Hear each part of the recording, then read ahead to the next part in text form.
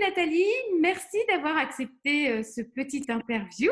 Bonjour Anne-Laure et merci de m'avoir invitée à cette interview. Je sais pas. Alors, je t'ai proposé, Nathalie, de témoigner. Là, aujourd'hui, en fait, ce que je voulais savoir, c'était déjà, dans un premier temps, est-ce que tu pourrais te présenter à nous? Alors, donc je suis Nathalie Soyer, je suis coach professionnel certifié Zen Pro et orientée psychologie positive et je suis également formatrice pour un concept qui s'appelle Mimic Résonance qui forme à la reconnaissance des émotions, donc c'est quelque chose de très spécifique. Voilà, donc j'anime des ateliers, je fais pas mal de choses et je suis également praticienne bien-être et en sonothérapie. Voilà.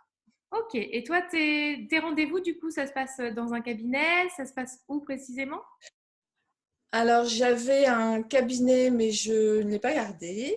Et maintenant, en fait, je fais plutôt à l'extérieur. Alors, j'aime bien quand il fait beau faire ça dehors. Ok. Sinon, ça peut être dans le bar d'un musée, par exemple, où en général, c'est assez calme. Voilà, j'essaye de trouver des endroits sympas, différents. Je trouve que les musées pour le coaching, c'est vachement bien. Ok, Ouais. super. Ah oui, effectivement, ça doit être inspirant, je crois. Ouais. Ok, super. Merci. Merci de le préciser parce que du coup, ça montre aussi la différente façon de procéder pour des rendez-vous de coaching et notamment sur les lieux. Donc, c'est super intéressant. Merci. Donc, toi, Nathalie, tu as intégré le réseau Zen Pro il y a, depuis le début, je crois. Et Tout à fait. je trouvais ça intéressant de savoir quelles avaient été au départ tes motivations à l'intégrer. Et puis aujourd'hui, est-ce que ça correspond bien à ce que tu cherchais? Et qu'est-ce que tu en retires pour toi?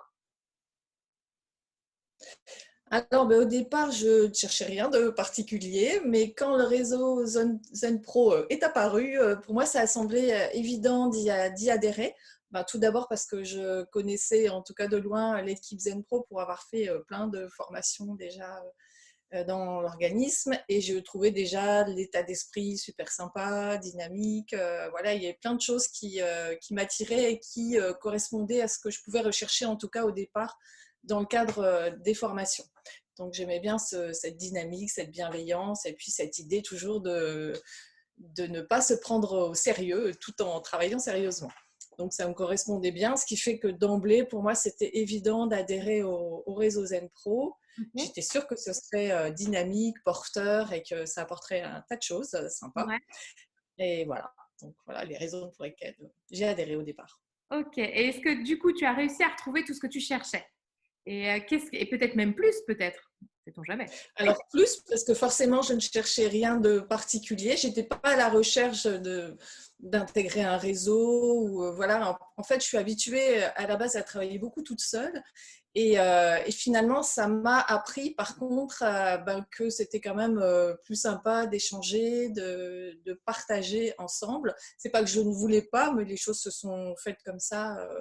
Pour le fait de travailler toute seule, c'est une habitude que j'avais et qui a été modifiée grâce au réseau Zen Pro parce que cette idée de partage des compétences, mais pas seulement, voilà, de bienveillance, d'idées, il y a vraiment beaucoup de choses à y trouver, notamment pour le partage, hein, tout ce que les personnes peuvent partager. Tout ce que les personnes peuvent partager. Je vais faire des cours de diction.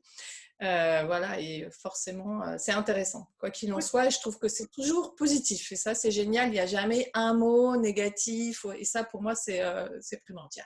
Ok. Donc, tu as senti du soutien finalement et des encouragements aussi? Ou comment, quand tu parles justement de cette équipe, cette notion de groupe?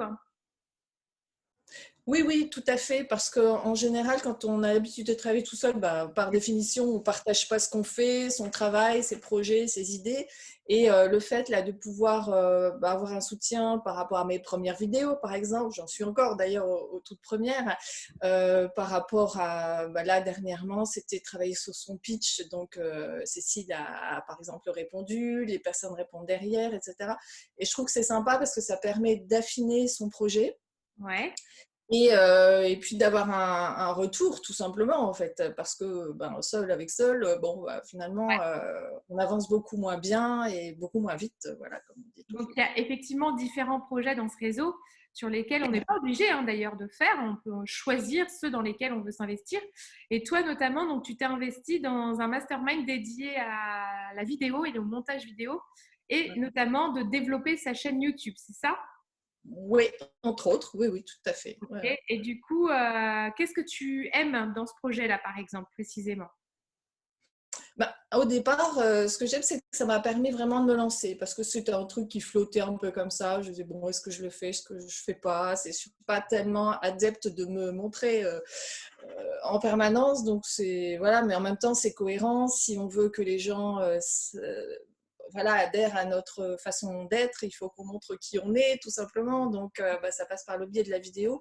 Et ça m'a appris que on pouvait très bien le faire en restant authentique et sans trop se poser de questions.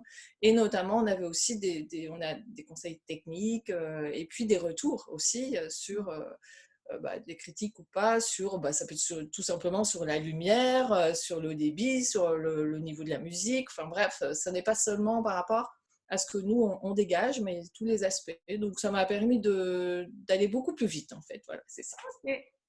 Bon, bah super, je suis ravie pour toi. Et du coup, j'imagine que tu as aussi travaillé aussi dans le projet du livre collaboratif. Oui, c'est vrai. Oui, oui, tout à fait. Le e-book sur la confiance en soi avec Cécile. Et là, c'est en cours. Donc, j'étais contente de faire ça aussi. Également, j'ai toujours l'idée d'écrire. J'ai d'ailleurs le module pour écrire sur ZenPro que je n'ai pas encore entamé. Ah oui, Et ça m'a permis aussi de me lancer parce que forcément, enfin, je ne l'aurais pas fait parce que j'ai toujours plein d'idées, plein de trucs qui me viennent en tête. Et je ne me serais pas lancée parce que j'avais toujours, ah oui, il faut que je fasse ça, oui, il faudrait que j'écrive.